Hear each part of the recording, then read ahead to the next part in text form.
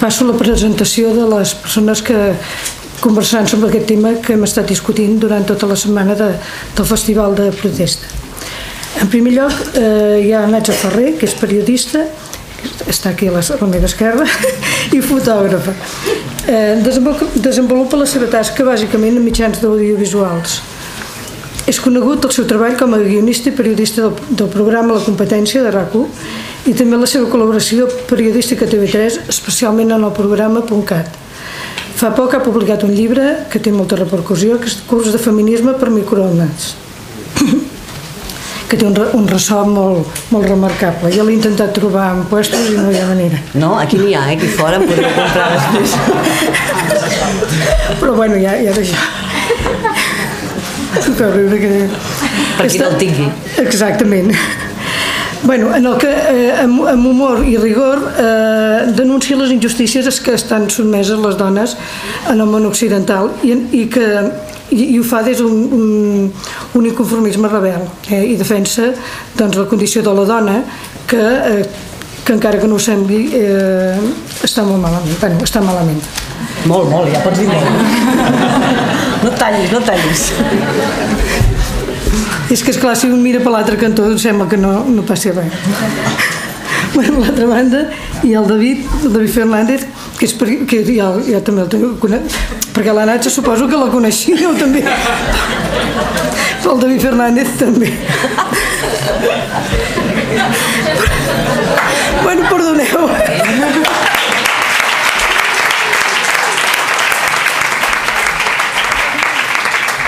Bueno, és periodista, exdiputat de la CUP i activista social. Com a diputat al Parlament de Catalunya, per la CUP, va ser president de la Comissió d'Investigació sobre el Frau i l'Evasió Fiscal i les pràctiques de corrupció política, entre d'altres funcions. Ha treballat en el món del periodisme i el cooperativisme i és membre de diverses associacions d'aquests àmbits. També ha desenvolupat una notable tasca com a escriptor i és autor d'obres com Cròniques del Cis i altres retalls de la claveguera policial, que va ser el 2006, Rastres de Dixant, que va fer en col·laboració amb l'advocat Benet Salelles, Cop de Cup, escrit en col·laboració amb en Julià de Joder, i Foc a la barraca. Ha col·laborat en diverses publicacions, com el Setmanari La Directa, i en algunes obres col·lectives. I considera fonamental la lluita feminista per la construcció d'un nou marc social. La conversa o el debat que puguin tenir ells dos vindrà moderada per la Laia Hernández, que no en sé gaire res.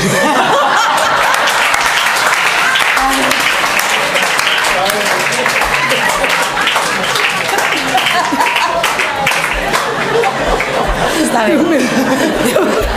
Sou de la broma, Vic, Bueno, ja podeu començar. Ja. L'hem de fitxar, sí. Bé, bona tarda a totes. Veureu que em vaig referint a totes, em refereixo a persones perquè sempre és un tema que genera controvèrsia. Avui venim a parlar una mica sobre feminisme i després d'aquests curs tan punyents que tractaven una mica sobre el feixisme i l'estafa bancària, el crim bancari que s'ha comès, canviarem una mica de tema, intentarem fer-ho també amb un altre to.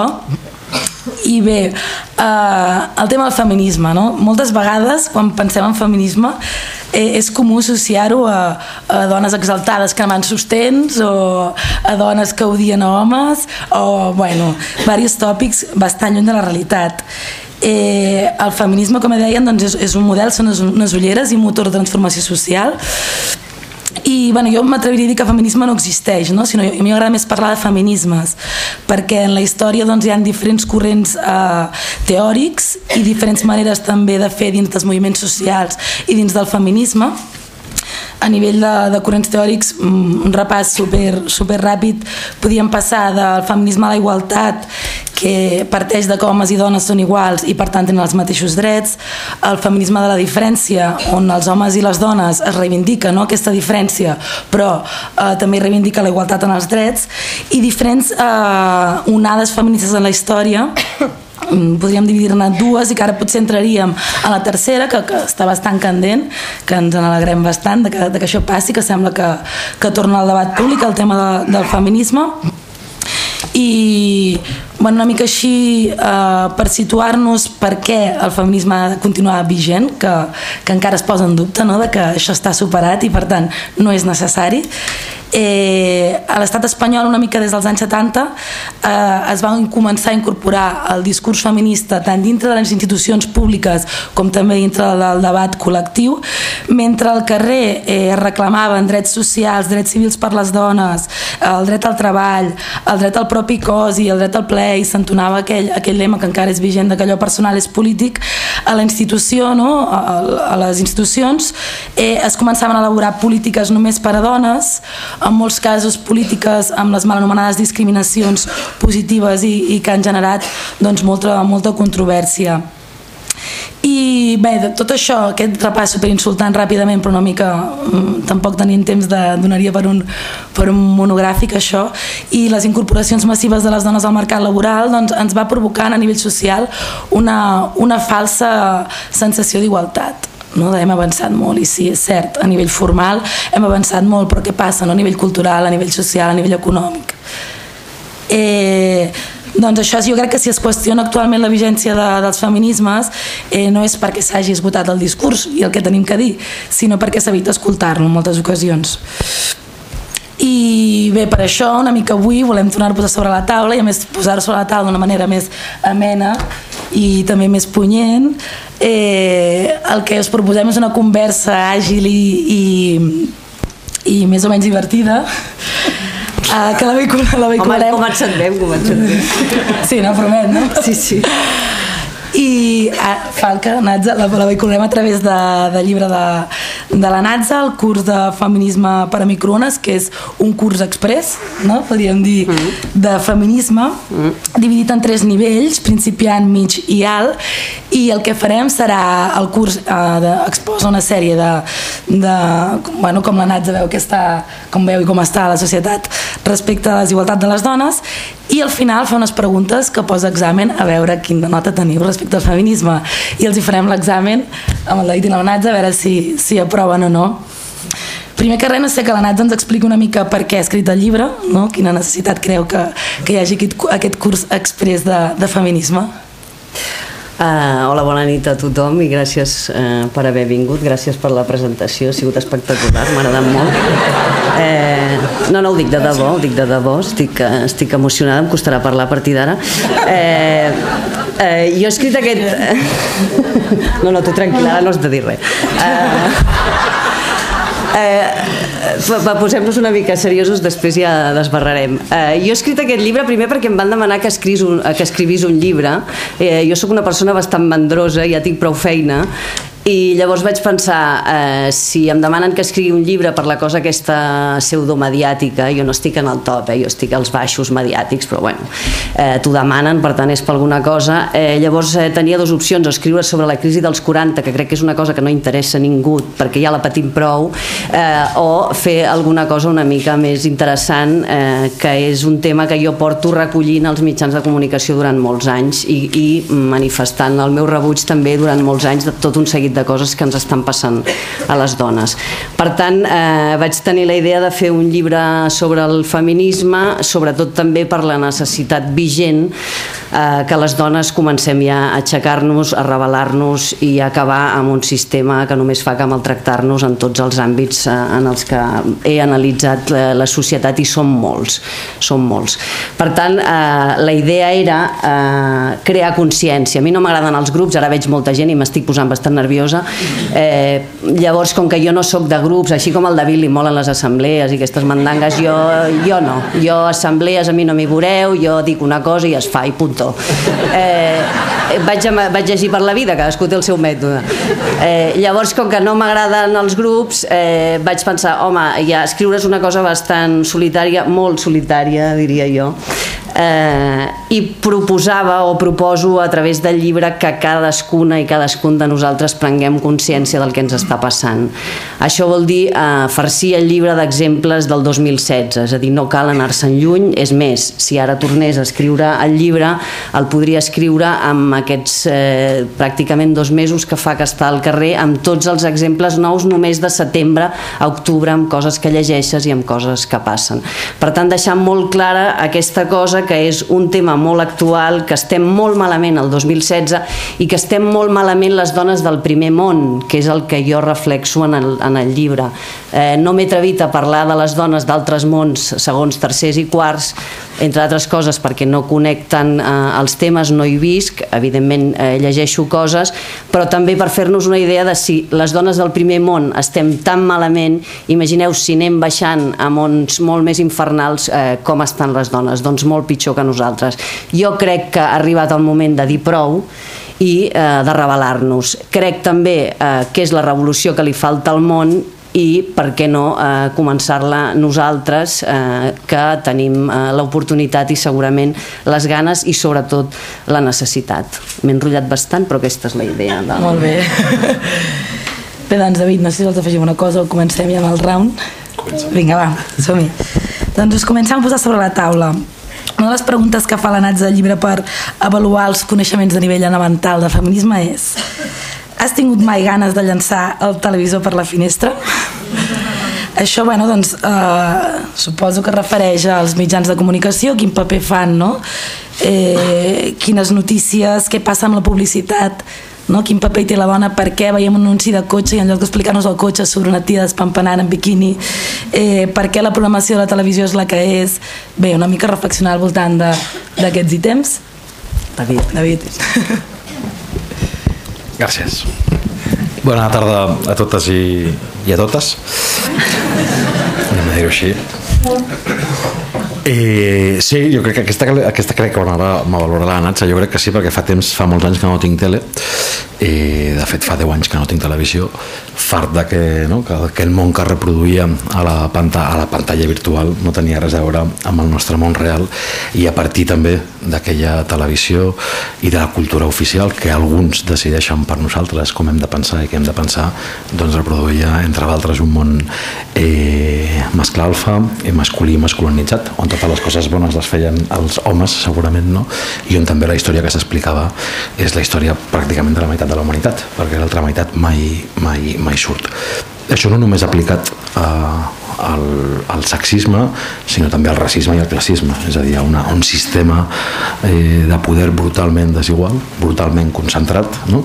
On qui decideix és aquell antic wasp, no? Home, blanc i catòlic, que encara ens diu com per tant, no tinc televisió perquè opto per altres mitjans comunitaris i per la pròpia realitat social, que és molt més enriquidora. Ara és quan ve la Natxa i diu que aquesta no és la resposta correcta. Aquesta no és la resposta correcta, i clar, no, sí que ho és. Jo tampoc tinc televisió. Llavors, amb això estaríem d'acord. Sí que és veritat que una no té televisió perquè tampoc tinc sofà, llavors no tinc sofà per asseure'm a mirar la televisió, llavors vaig llançar primer el sofà i després la televisió. Aquest és una mica l'ordre de les coses.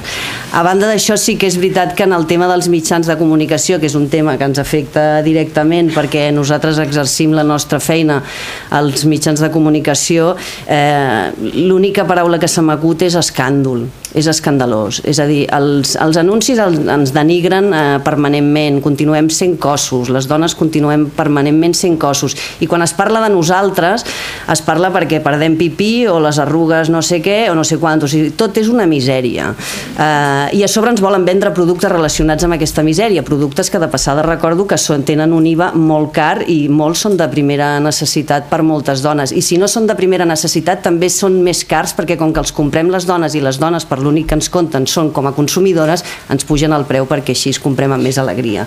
Per tant, els mitjans de comunicació el que fomenten és aquesta societat masclista des de tots els àmbits, des dels programes de televisió que es fan, que no han d'interessar a ningú perquè a part de masclistes són per imbècils, o a través de la publicitat i dels missatges constants que se'n donen. També a través de les notícies. Si us fixeu, a les notícies moltes vegades quan hi ha dones protagonistes, s'explica que hi ha dones protagonistes, per exemple, en el cas de les immigrants, no? Si hi ha una barca malaurada que travessa el Mediterrani, sempre hi ha persones i dones, com si les dones no fossin persones, però si us hi fixeu aquest missatge és constant. Les dones sempre som un món a part quan s'explica el món. Clar, les dones són més de la meitat de la població mundial i les dones, gràcies a les dones, considero jo, el món ha continuat girant. Si no fos per les dones, el món... Bueno, a mi que giri el món em flipa, perquè clar, jo si ho penso flipo, però bueno, això és un altre tema. No, és que a vegades hi penso en aquestes coses i em trasbalso, perquè ara hauria d'estar al revés, però bueno, és igual. La cosa és que sempre se'ns aparta, no? Com som una realitat a part del món que domina en general. Per tant, fixeu-vos ara atentament quan mireu les notícies i tal, que destacaran el fet que sigui una dona que fa no sé què, però és una dona, i això ja determina en quina societat estem vivint. És a dir, els homes poden fer tot i les dones fan excepcionalitats, i per això surten a les notícies com travessant el Mediterrani. Això és un fet anòmal que està passant i que els meus companys periodistes no arreglen de cap manera. No només no l'arreglen, sinó que és que a més jo crec que cada vegada anem pitjor. Per tant, jo us recomano a tots que quan sortiu d'aquí agafeu la tele i la tireu pel balcó, perquè això, o canviar una mica la perspectiva o demanar un altre tipus d'informació i que se'ns tracti d'una altra manera.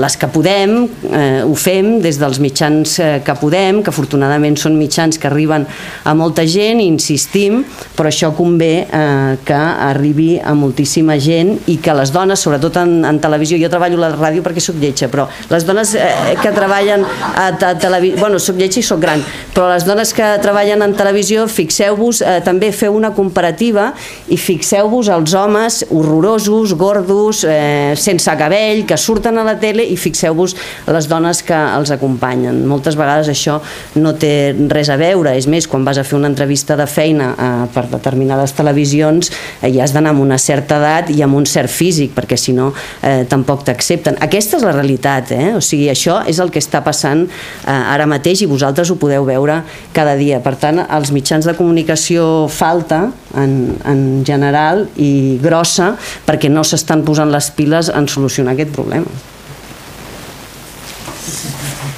Bé, passarem doncs a la segona pregunta, que té a veure ja més amb el sistema econòmic. Vull dir, actualment el capitalisme i el patriarcat van íntimament de la mà, tant que les dones som objectes de consum, però també mà d'obra barata, i a més sortim el doblement barata perquè treballem totes les tasques de cura gratis, o sigui, totes les tasques d'infants, persones dependents, tot el treball que se'n diu reproductiu, no remunerat i no considerat ni tan sols treball, no? I la pregunta és, creus que ets el lloc de feina que et correspon per la teva formació i la teva vàlua?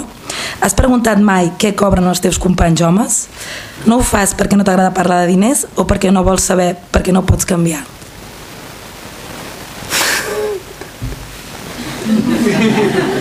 David, tira.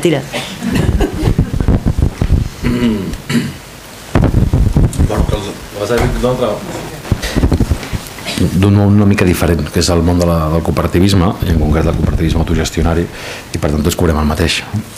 No hi ha bretxa salarial. No hi ha bretxa salarial, hi ha una bretxa salarial, i a més són 800 cooperatives, i en cas que hi hagi molts treballadors, i per tant hi ha diferents, el grau màxim d'escletxar és 1,3, és a dir, que un director en general, una cooperativa de 100 persones, cobra 2 vegades més com a màxim que un treballador, però no hi ha espies de gènere en les llocs salarials. És una cooperativa que a més els permisos de maternitat ara els acaba d'ampliar a 6 mesos, o sigui, molt per sobre del que preveu la llei, però l'IDESCAT i les dades socioeconòmiques ja apunten òbviament a aquella màxima legal.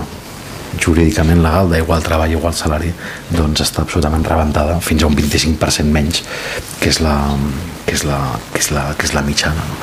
I per tant fins i tot el cicle del món laboral té moltes més desigualtats que moltes vegades aquests mitjans de comunicació no expliquen, i que per tant també la capacitat, el món del treball també està molt limitat per la desigualtat de gènere, i es va reproduint, com diu la Natxa Trombi al llibre, a tots els àmbits de la vida, els públics, els privats, els laborals, els culturals, els mediàtics, no? Tornant una mica enrere, doncs, agafeu qui fa opinió en aquest país, i són fonamentalment 10 homes, no? Que sempre ens diuen què hem de pensar, què és el correcte, i també alguna dona profundament masculinitzada, i no vull dir noms. No se m'acut. El tema de la bretxa salarial és un dels grans enigmes de la humanitat, perquè es repeteix sistemàticament cada any. Només en sentireu parlar el 8 de març, que és el dia de la dona, però es repeteix durant tot l'any, és a dir, les dones cobren menys per la mateixa feina. Tant és així que fa molt poquet a Alemanya, que Alemanya té moltes coses bones i moltes coses dolentes, però a Alemanya ara mateix acaben de fer una llei per igualar els sous. Insisteixo que estem parlant del 2016, ja fa dies que les dones treballen fora de casa. Això s'ha fet a Alemanya, aquí, bueno, el pas que anem, aquí a Catalunya podem avançar sols, però el pas que anem a Espanya veig que la tendència serà que les dones tornem a casa i a la cuina, si tot continua igual. Per tant, no voteu al PP. Dit això... Cauteuritza. Sí.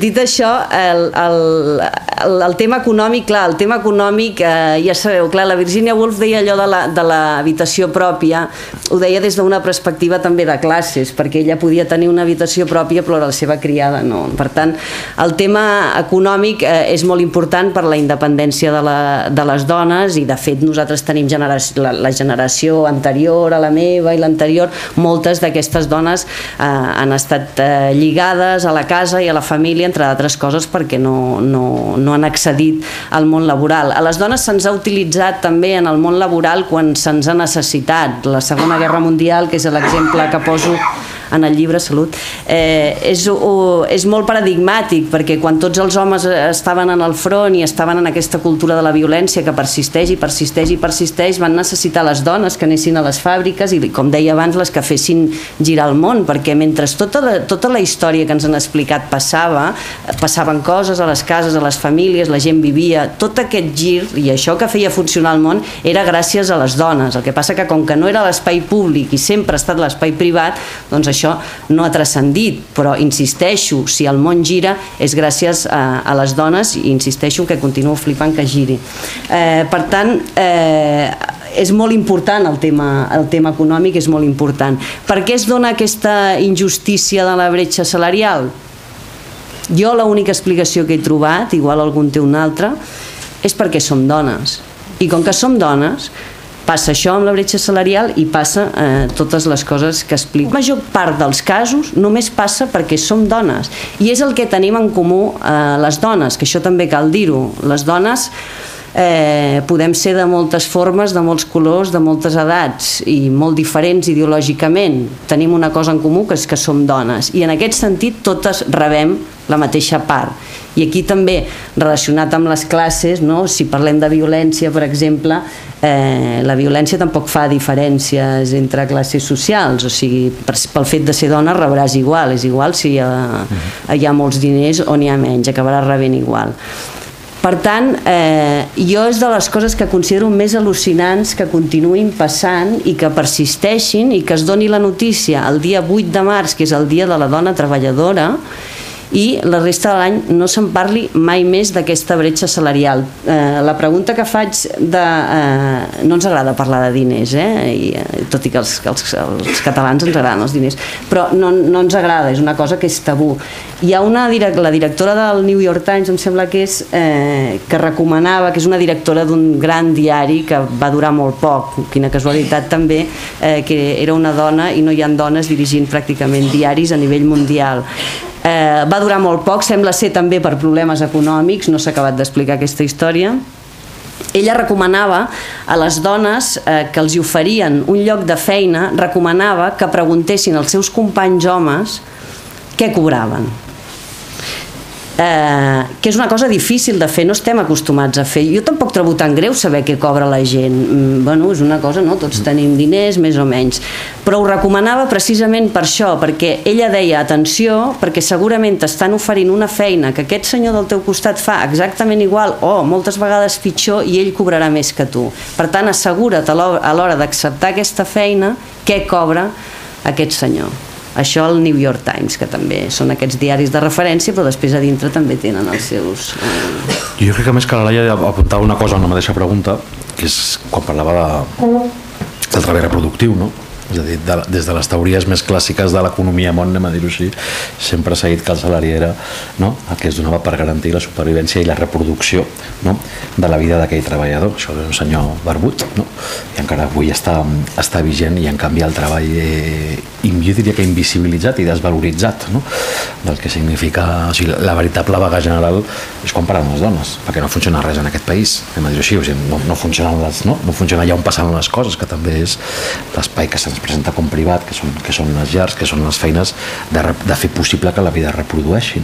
Vull dir que són 8 hores de treball, però després hi ha altres, que l'economia de les cures, que també s'ha dit, i això està profundament desvaloritzat, també mediat per una desigualtat que, com deia la Nanxa també, o sigui, no veureu poques dones a la tele opinant, veureu poques dones treballadores opinant, veureu poques dones negres a les treballadores opinant, i com deia l'Angela Davis, sempre feia la broma, deia les 3 voltes rebel de la Mercè Marçal, que era dona treballadora i de nació oprimida, i dic que jo més soc comunista, lesbiana i vegetariana, que ho tinc molt més complicat, però que hi ha tantes desigualtats que se sumen que és veritat que el poc valor que li han donat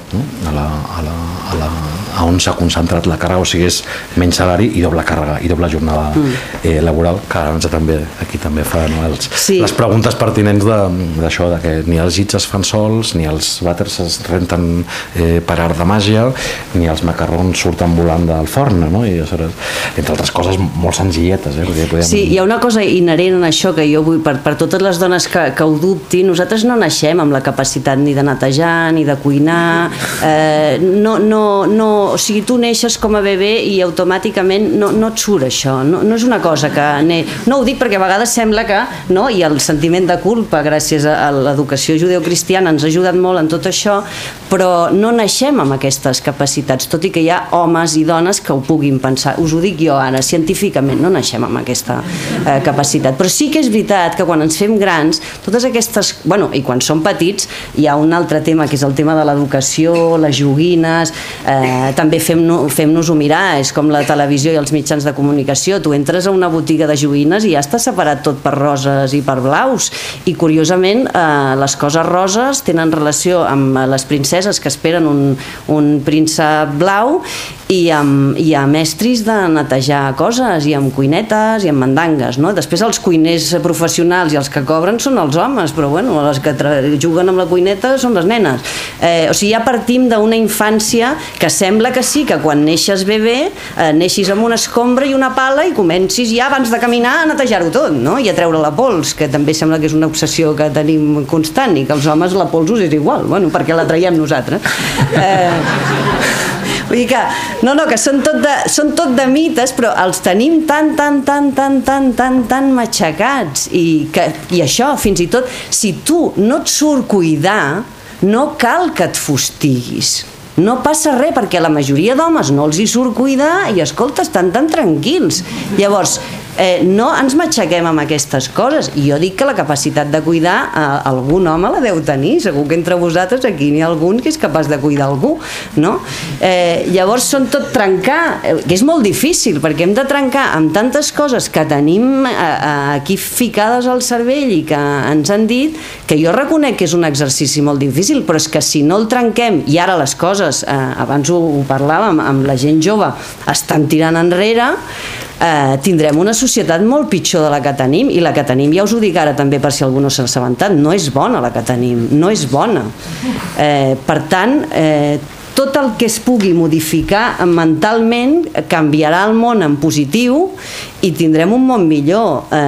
quedar-nos on estem, que és el que jo també dic en el llibre, no? El pitjor que podem fer les dones és quedar-nos com estem com a dones. Jo crec que hem de dir un prou molt rotund i trencar tots aquests esquemes mentals i partir, no de zero, perquè és difícil partir de zero, però partir d'un camí nou que encara no hem trepitjat.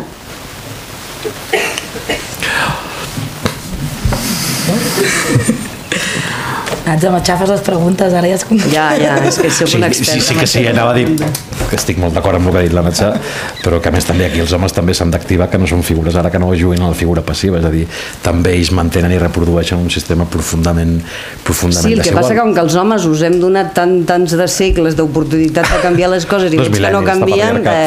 2 mil·lennis de patriarcat. És molt de temps, no? Perquè jo també ho dic, de dir, no, molt guai que hi hagin homes que escoltin el discurs, que tal i qual, però és que a mi m'és igual si els homes us apunteu o no. O sigui, si ho fem totes les dones, els homes ens veniu al darrere i s'ha acabat, això és així. Però això és així de veritat. Benvinguts, jo estic encantada i només faltaria, els homes que creieu en els drets humans, insisteixo, heu de creure en el feminisme, però aquesta revolució és nostra, la farem nosaltres, no la liderarà cap home, que algun dia vaig sentir el de Ciudadanos, com es diu aquell de Ciudadanos, que jo no puc veure, el Rivera, parlant del tema de les dones i va dir, tranquil·les, que esto lo lidero. Jo vaig pensar, hòstia, no, això sí que no, o sigui, ni PP ni Ciudadanos, després ja anirem eliminant altres grups, però de moment aquests ni de conya lideren la revolució feminista, vamos, fins aquí podíem arribar, però no, una mica aquesta condescendència masculina de vegades de dir, vale, doncs ja us hem escoltat, ara deixeu-nos les regnes que portem el cavall. No, és que el cavall també el portarem nosaltres i portarem el que faci falta. Això ha de quedar molt clar, perquè si no la revolució se'n va a la merda tal com jo la tinc pensada. Jo anava bastant per aquí, Anava bastant per aquí perquè el problema de quan dius els homes no es preocupen per les cures, que és veritat, perquè més hi ha una concepció de la masculinitat que és que si ho fessin serien raritos, no? Això funciona així, aquell que es preocupa que la sensibilitat o la implicació col·lectiva, o sigui, també us ho recomano, per dir-ho així, no? Com a persona que intenta ser feminista, posant-se darrere de la Natza, per suposat, això està clar. Això està clar. O sigui, el patriarcat funciona fonamentalment contra les dones i les castiga fonamentalment, però el que arriba a mutilar, a transformar les possibilitats de cada persona, en aquest cas dels homes, va negant-nos unes possibilitats de desplegament i d'autonomia, i el que ens obliga a ser el que no som, durs, ferms, herois, sense dubtes, corrosius, arrogants. Si ser un capullo costa molt, no? Dic jo quan ho penso dic, hòstia... Doncs mira que n'hi ha, Ja ho sé, però dic com ho fan? O sigui, com gestionen la banalització de la desigualtat i el fet de saber-se en una posició privilegiada i no fer res?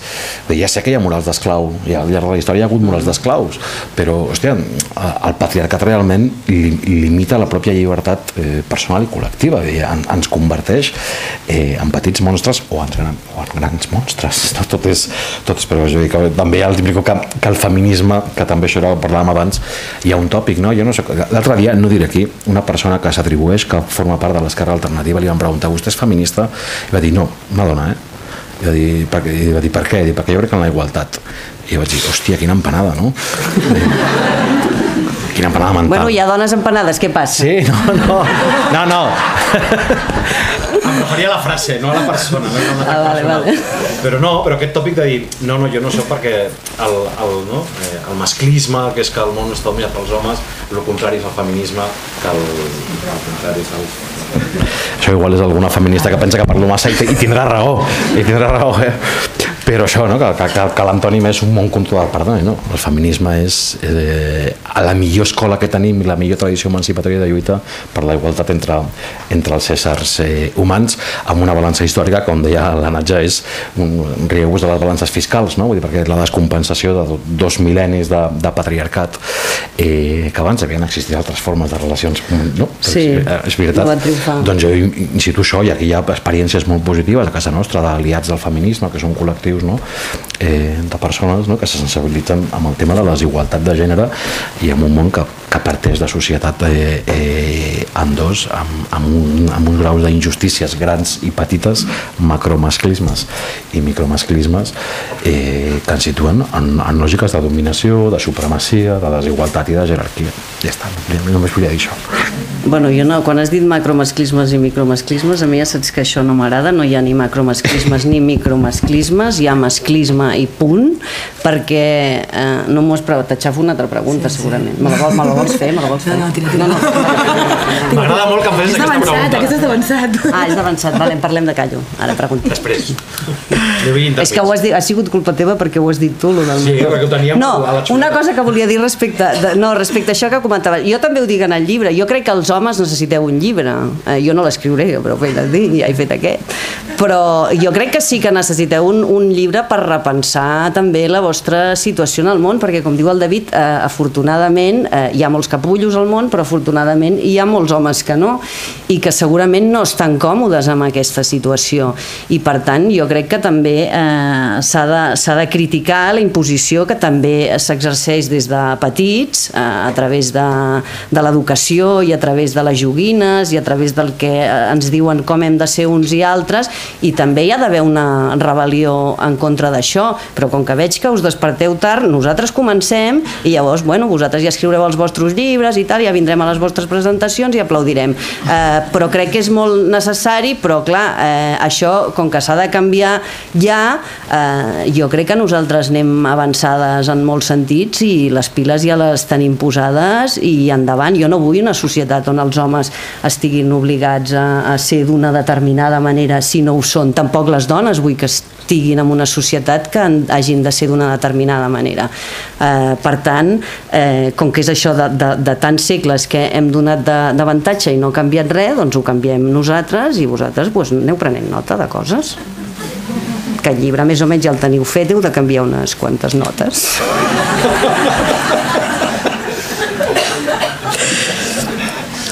Bé, us tiro ara el tema del poder, l'accés al poder i les desigualtats en els lideratges.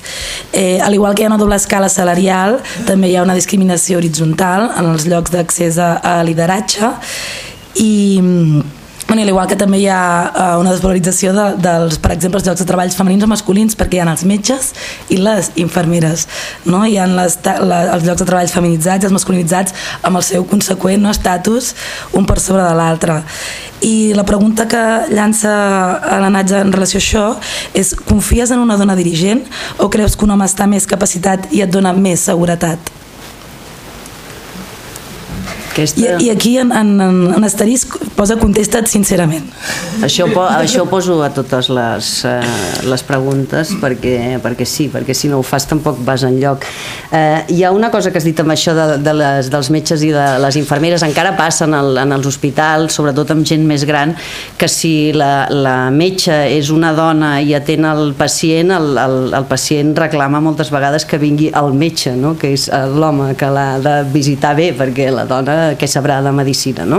Això continua passant. Una altra cosa que passa, jo tinc una germana que treballa en un hospital i és infermera i m'explicava, sabeu que les infermeres majoritàriament, sí que hi ha infermers, però és una professió majoritàriament femenina.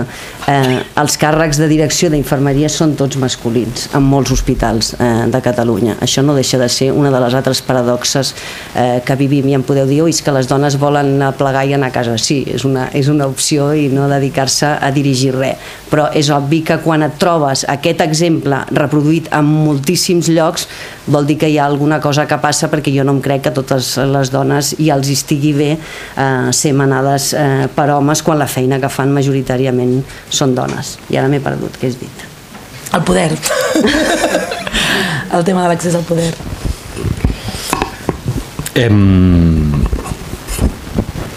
Respondré amb l'altra cosa. T'estàs carregant el micròfon. Sí, sóc bastant zapastre. Termes i concrets també. Ara, ja està. Sense por. Anem a desobeir el micro. I el patriarcat també. Jo, en la formulació de la pregunta posaria el matís, no? Confies en les dones dirigents? Bueno, és que per mi el feminisme, el que he après del feminisme, afortunadament, tot el que ens han ensenyat és que el feminisme també és una teoria contra el poder, no? No només sobre qui l'exerceix, sinó com l'exerceix. Aleshores, jo tinc bastanta poca aversió als líders, als personalismes, als secretaris generals o als presidents. I el que he après precisament dels feminismes, i en concret del feminisme autònom, del feminisme veïnal, és que trenquen també la lògica jeràrquica i vertical. I és molt més, el feminisme és horitzontal, és entre totes ho farem tot i no vindrà aquí ara. Hi ha un article molt bo d'un filòsof, podria escriure una filòsofa però ho ha fet un filòsof, no? Que diu ja no cal confiar en miracles perquè encara per sort en aquest món podem confiar en les dones. És a dir, els homes, tal com deia la Natxa, la híbris masculina i la híbris del capitalisme, per dir-ho així, ho accelera tot. Matar més, mentir més alt, matar més fort.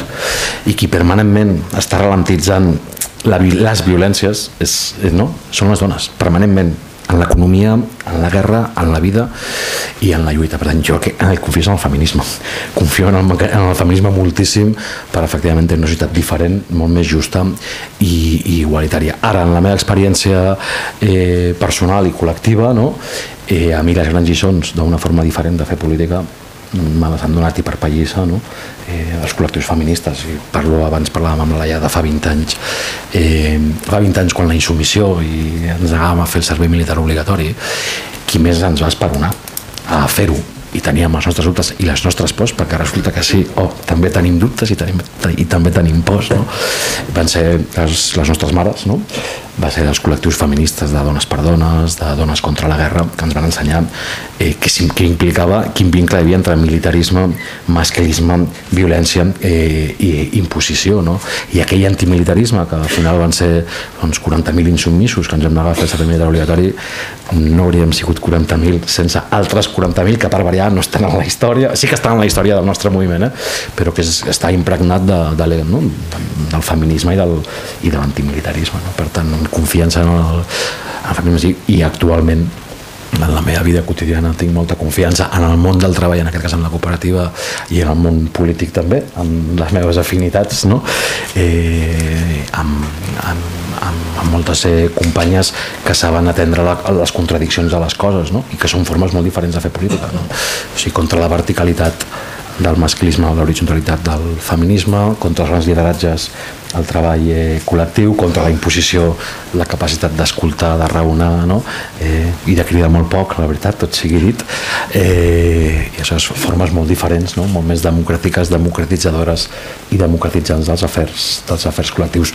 I podríem dir moltes més, d'aquestes dicotomies entre el que aprens del feminisme com a escola democràtica i d'igualtat i el que t'imposa el sistema polític, que és ara ràpid, ara mateix, el fast food, contra la instantaneïtat, la reflexió, el pensar les coses, contra la rapidesa masculina, la lentitud en el sentit més positiu, contra l'obsessió amb els diners, l'obsessió per la vida, que és bastant més diferent. Jo puc dir que el David confia en les dones perquè hem vingut junts amb cotxe i conduïa jo, o sigui que això ja és...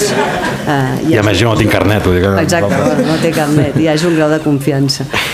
No, però a banda d'això, si us hi fixeu també, del llenguatge també parlo força en el llibre, perquè jo considero que el llenguatge és molt important, perquè el llenguatge ens fa, és la nostra manera de comunicar-nos i per tant se l'ha de llegir com cal. Hi ha una frase que haureu sentit moltes vegades i és mana com un home quan es fa referència a una dona que mana.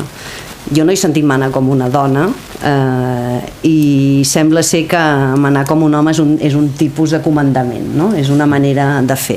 Quan es parla de molts casos de dones polítiques i tu reclames que hi hagi més representació de dones, sempre et treuen els mateixos exemples, que són la Margaret Thatcher, que ja fa catúfols aquesta dona, la Merkel, o sigui, tot de dones, clar, dones que han participat en un poder masculí i que per tant han manat com homes perquè han entrat en una política absolutament masculinitzada, que també segurament per entrar-hi l'única manera que tenien per entrar-hi com a dones era fer això. Hi ha una anècdota divertida que jo no sabia, que la Margaret Thatcher es veu que tenia una veu molt de pito i llavors li van recomanar als assessors que perquè fos creïble que manés i manés d'aquella manera va anar amb un logopeda perquè li fessin la veu més greu, perquè si tens la veu molt aguda, que moltes dones tenen la veu aguda, no és el meu cas, que la tinc bastant greu,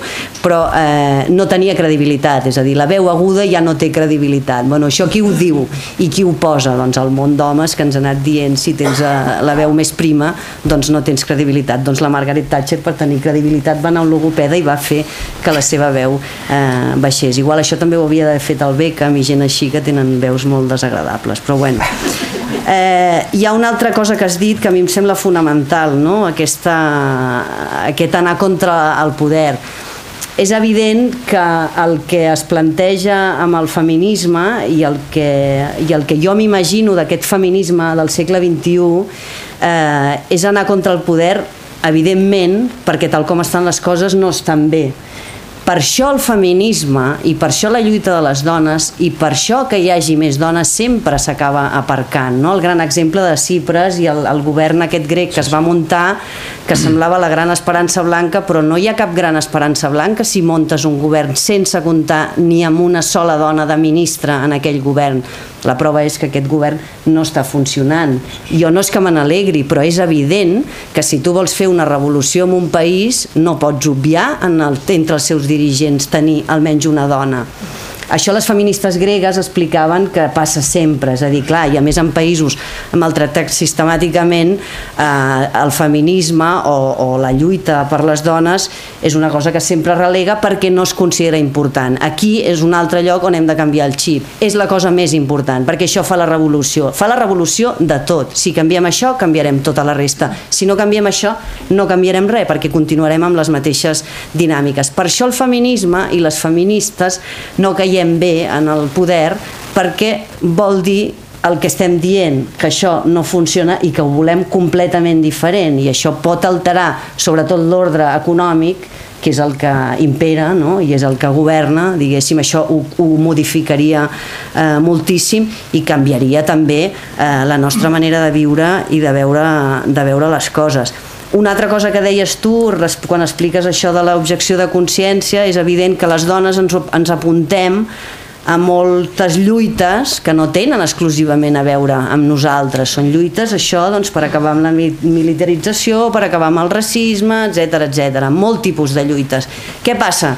Que quan hi ha una manifestació a favor dels drets de les dones, contra la violència de les dones, resulta que la majoria de manifestants són dones i que hi ha molt pocs homes que s'adhereixin a aquest tipus de protesta. Llavors jo em pregunto, per què no s'adhereixen a aquest tipus de protesta? Quan nosaltres, quan ens adherim a una protesta, no diferenciem si ens cau a nosaltres o no ens cau a nosaltres, perquè no dividim la societat d'aquesta manera. Però quan es parla de dones, resulta que la majoria d'assistents a les manifestacions o als llocs són dones. Llavors, què passa amb els homes? Que no us afecta el que ens passi a les dones? Jo m'ho pregunto, ara ha passat amb el Trump. Això del Trump és al·lucinant. Bueno, ja és al·lucinant a Amèrica.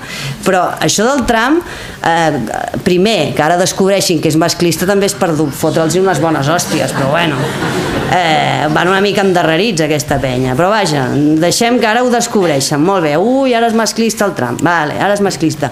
Però és que quan ha passat això, a les notícies a tot arreu, aquí també, això que us deia, no? Dels mitjans de comunicació diuen ara que s'ha sabut això afectarà el vot femení. I clar, jo vaig flipar perquè vaig pensar, però què vol dir? Que al vot masculí li és igual tenir un president que menysprea les dones, les insulta i segurament les agredeix físicament? Li és igual al vot masculí que un tio faci això amb les dones? I la majoria de gent, quan ho he anat parlant, em deien, doncs sembla ser que als Estats Units sí.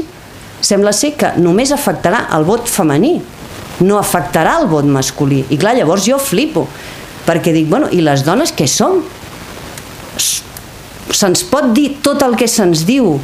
Bueno, que aquest senyor arribi a tenir un peu ja a la Casa Blanca a mi em sembla al·lucinant, i em sembla al·lucinant que no saltin les alarmes mundials i que no es mobilitzi tothom per dir, és veritat que com ell n'hi ha uns quants, i bastants, i a Europa n'hi ha moltíssim. Però això ja és al·lucinant, no? Bueno, ho diu això de les dones i tal, quedarà com una anècdota, Però el que em sembla al·lucinant és que la lectura que es faci respecte a això és dir, bueno, les dones s'han sentit ofeses. De debò que els homes no us sentiu ofesos quan un senyor diu el que diu de nosaltres? Jo no tinc la resposta, jo sóc dona i jo estic molt ofesa, permanentment, a més.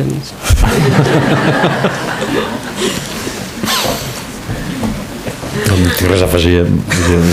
Em sento absolutament ofès, òbviament, però ja en el cas del Trump ja és universal, no? I com a espècie humana, no? Sí, no, com a espècie humana i tens raó una cosa, vull dir que no és... O sigui, no són dos, que és veritat que algú adueixi sorpresa quan aquest senyor és una muda al joc, és un senyor al pòquer, és un senyor que és, bueno, pues que és una extrema dreta populista, no? Que a més atia, no? Els sentiments més primitius, no només en lògica econòmica, també racial. La violència, és un home que crida permanentment a la violència, però resulta que és el clen al cowboy, vull dir, no? És el cowboy salvador, el mascle salvador, això.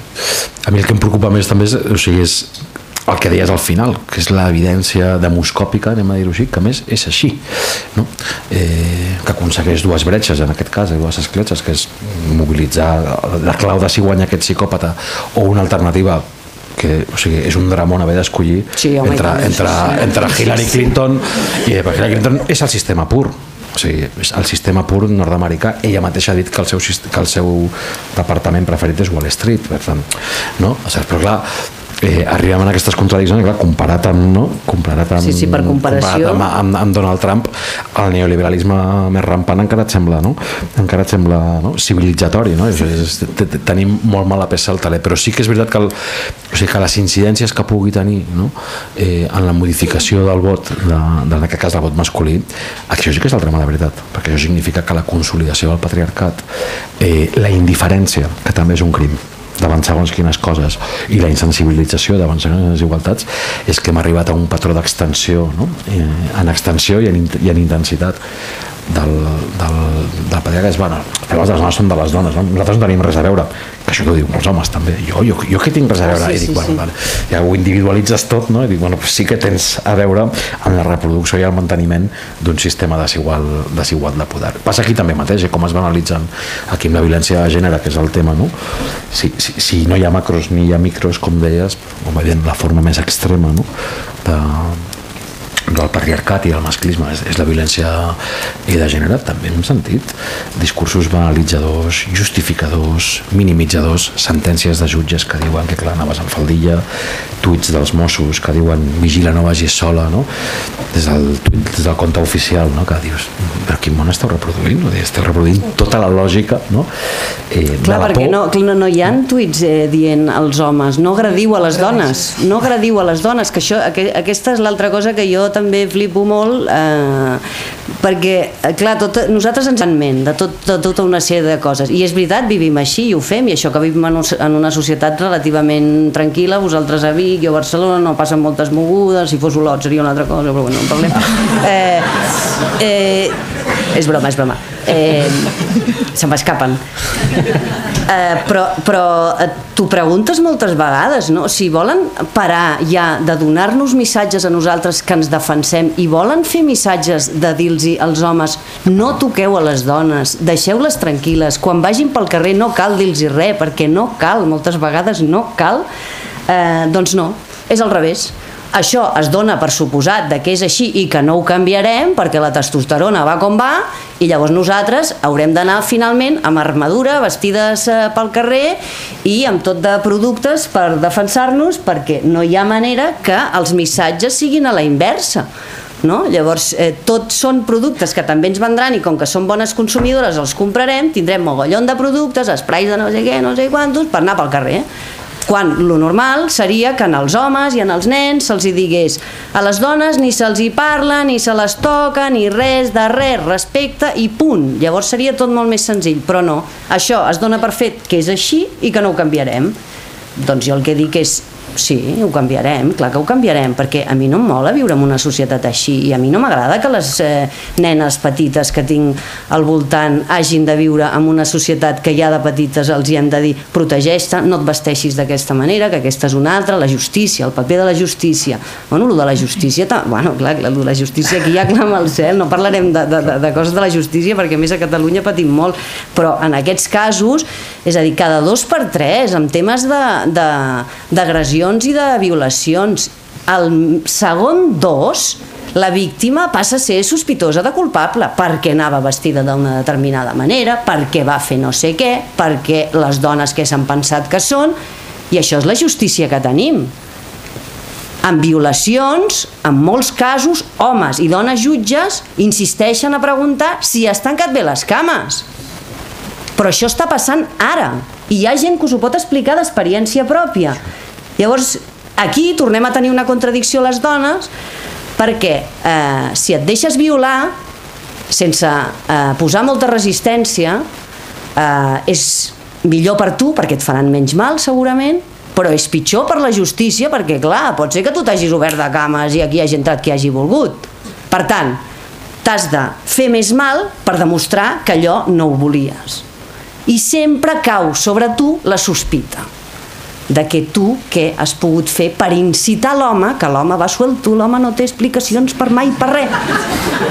Clar, i això, insisteixo, passa fa 4 dies, ho llegim persistentment, i clar, com no es veu que això és una injustícia espectacular? Com pot ser que no estiguem sortint al carrer permanentment i dient prou, s'ha acabat, per aquí ja no hi passem més?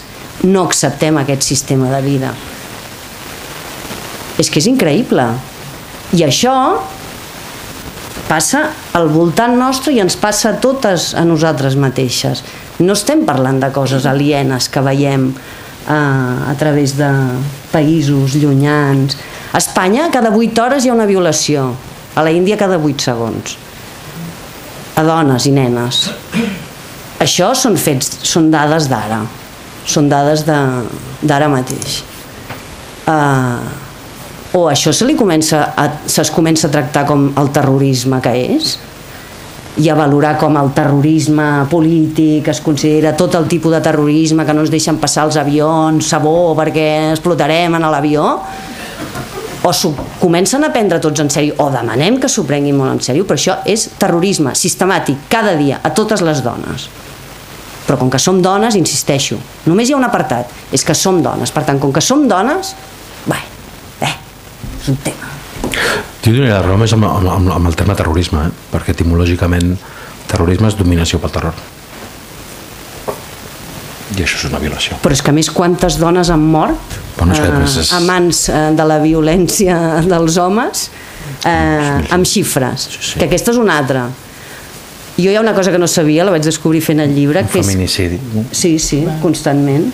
Bueno, el dimecres a Argentina van fer una vaga, les dones vestides de negre, però és que no és Argentina només, és que jo vaig pensar, és que hem de fer una vaga indefinida, alguna cosa hem de fer les dones per aturar tot això. I això és una de les coses que ens passa sistemàticament sense resposta, quan hi ha moltes més morts en aquest cas que en altres casos de terrorisme.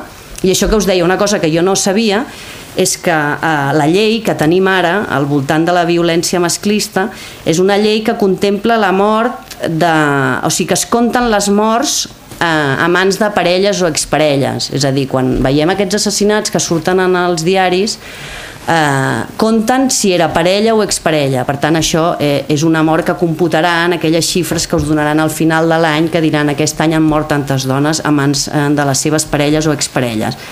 Les morts col·laterals d'aquests assassinats que moltes vegades es donen, que són nenes, que són nens, que són familiars, que són germanes, que són amigues, que estaven per allà i també s'han mort, no computen. No computen. La llei només diu que computa la parella i l'exparella. Però aquestes morts no es compten, o sigui que encara són moltes més. I una altra cosa encara molt més greu, les prostitutes no computen en aquestes morts, o estaven treballant. I aquesta és la legislació que hi ha avui en dia. Llavors, el proper que em pregunti si és necessari un llibre de feminisme, li trenco la cara.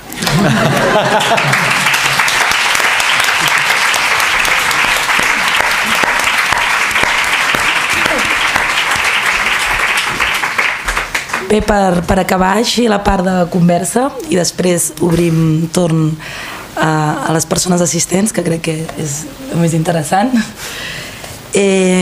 recuperant una mica el fil del tema de les violències, ara parlàvem del tema dels feminicidis i els crims d'odi cap a les dones, que arribem a uns nivells de normalització brutals, de que ho veiem a la tele, mira, un altre. És molt bèstia, que en generi aquesta reacció. Està normalitzat que això sigui un titular a les notícies. També volia posar sobre la taula el tema de les violències quotidianes, mal anomenades micromasclismes, que semblen petites, però no, són justament una mica, com diu la Natza, l'arrel de la violència contra les dones, els micromasclismes, les violències quotidianes, tot això que ens passa cada dia, com anar pel carrer, no?, i que un home es prengui la llicència d'opinar sobre el teu aspecte físic, sobre el teu cos. Com això, no?, estàs aparcant, seguida bé un home, que merci, però... no, donar-te les indicacions, o ara al bar feien broma, no?, de que nosaltres havíem donat una cervesa i el David un cafè, aviam com repartirien això, no? Aquí donarien la cervesa i aquí el cafè. O que s'atreveixen a dir-te, ai, és que se't passa l'arròs, supernormalitzat, és superviolent que et diguin això.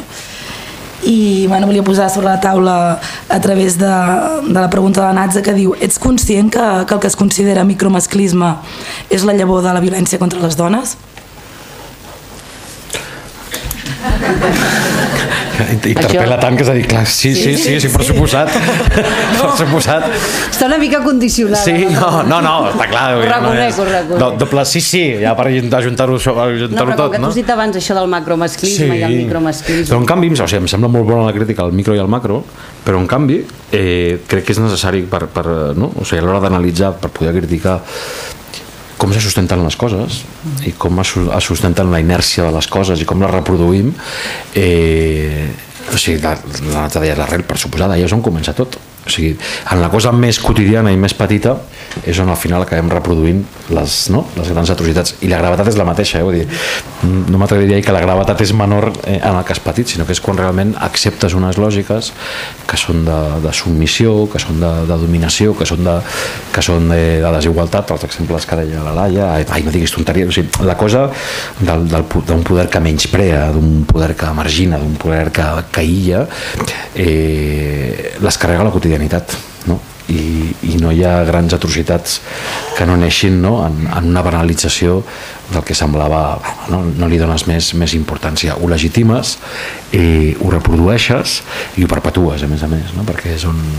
I jo crec que és en aquesta banalització de les petites coses on realment al final nia la justificació de les grans, no?, de dir, bueno, això és...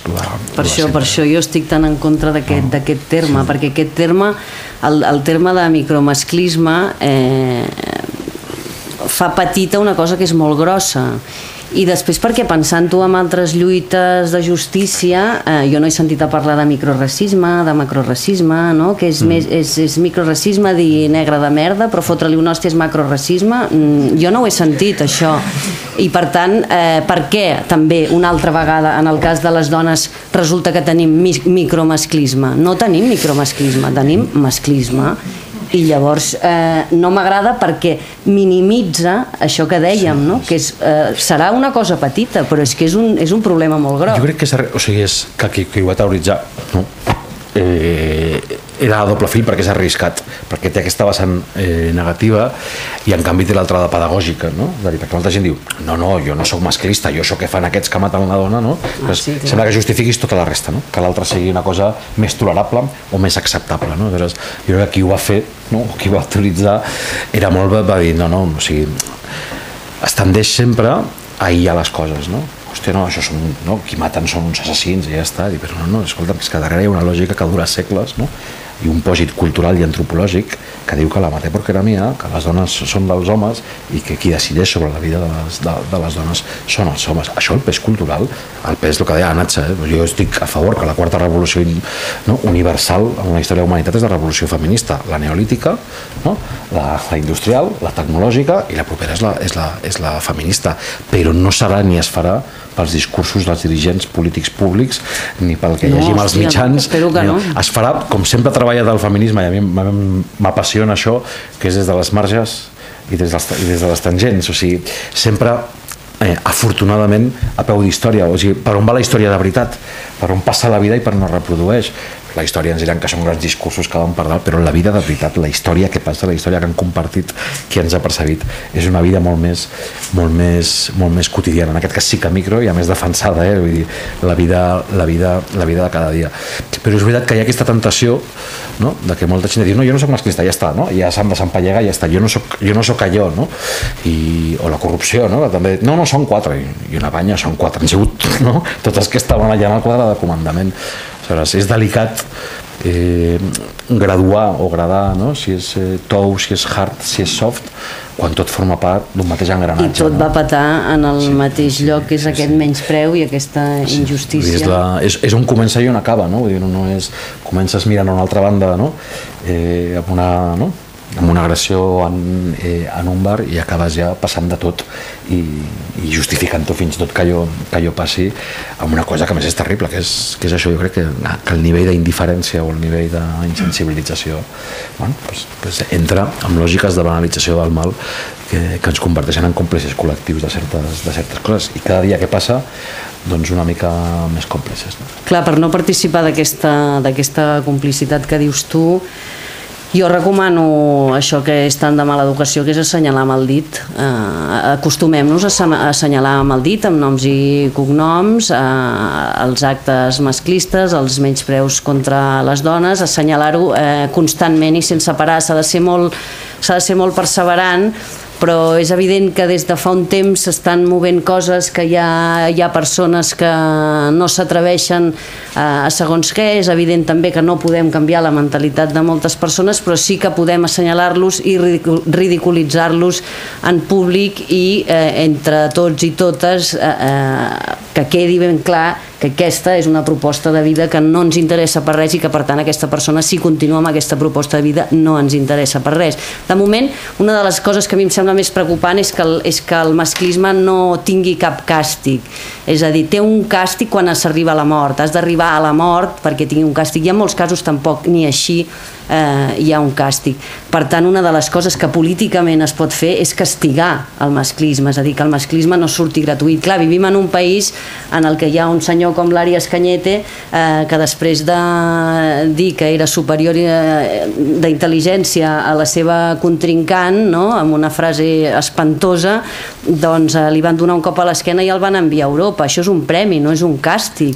I constantment estem vivint situacions d'aquestes. L'imbècil aquell del PP també, que va dir allò de l'Ada Colau, que havia d'estar no sé què, li van donar una colleja, no?, una clatellada, i bueno, no li farem cap expedient, no li obrirem res, perquè total, el que ha dit el Félix de Azúa, aquest imbècil també que està a la RAE, manipulant el llenguatge també, que s'ho facin mirar aquests de la RAE, els seients que tenen 4 dones, i la Maria Moliner ni tan sols va entrar mai, que era l'única que sabia de llengua castellana, però bueno, doncs aquest que té un silló amb una lletra ben minúscula, espero, doncs aquest imbècil també insulta a dones visibles, i no passa res, la RAE el continua mantenint a l'acadèmia, i així hi ha més exemples en el llibre, però és que podíem fer una llista d'exemples de coses que continuen passant, i que no només no hi ha càstig per aquestes actituds, sinó que a sobre, per apartar-los, se'ls premia amb millor sou, amb millors condicions, i per tant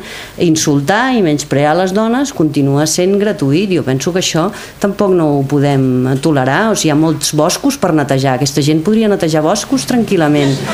Jo tinc moltes idees, clar, abans, no sé, ara els túnels ja es fan amb màquines, abans la gent se'ls lligava amb una bola i feia túnels. Bueno, doncs és una opció, però n'hi ha moltes, n'hi ha moltes idees.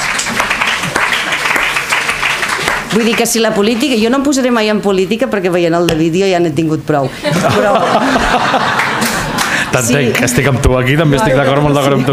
Però que si la política necessita idees per solucionar aquestes coses, la societat civil en tenim unes quantes d'idees, i estem disposades a donar-ne moltes més, i la gent que treballem pensant tot el sant dia amb idees, fins i tot en podem fer alguna d'humorística perquè aquests masclistes riguin un rato mentre fan la feina, m'entens? Però el que no pot ser és que estiguin passant totes aquestes coses i tots són patades cap amunt, i a cobrar millor i a viure millor i a continuar sent un masclista, no? Per tant, ja et dic jo que l'any que ve no hauríem de tenir cap incendi a Catalunya.